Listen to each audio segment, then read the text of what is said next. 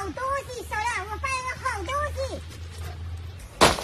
别开玩笑了，这大树林子里边能有什么好东西啊？树林里玩耍的时候，发现了好多尸体。可别开玩笑了，那尸体能是好东西吗？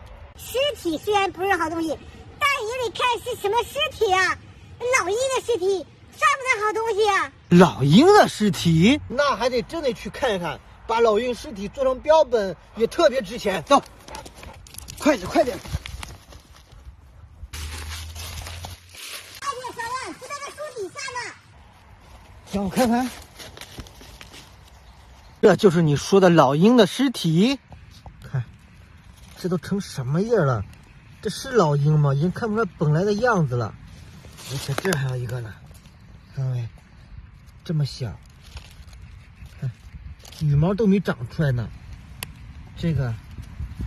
这尸体都已经干巴了，眼睛都没有了。这怎么可能会是老鹰的尸体呢？这就是老鹰的尸体，小亮，你往树上看。这树上怎么有这么大的鸟窝？那就是老鹰的巢穴，小亮。这地上的这死掉的尸体就是老鹰的幼鸟。我看着这也不像啊。这如果是老鹰的幼鸟的话，为什么这个翅膀这么小呢？而且这头骨也特别小啊。我觉得这根本就不是老鹰的幼鸟。再说了，这老鹰它也不住在这树林里边呀。如果不是老鹰的幼鸟，那这又会是什么鸟的幼虫呢？再说了，什么鸟类会住这么大的巢穴？这我也看不出来呀。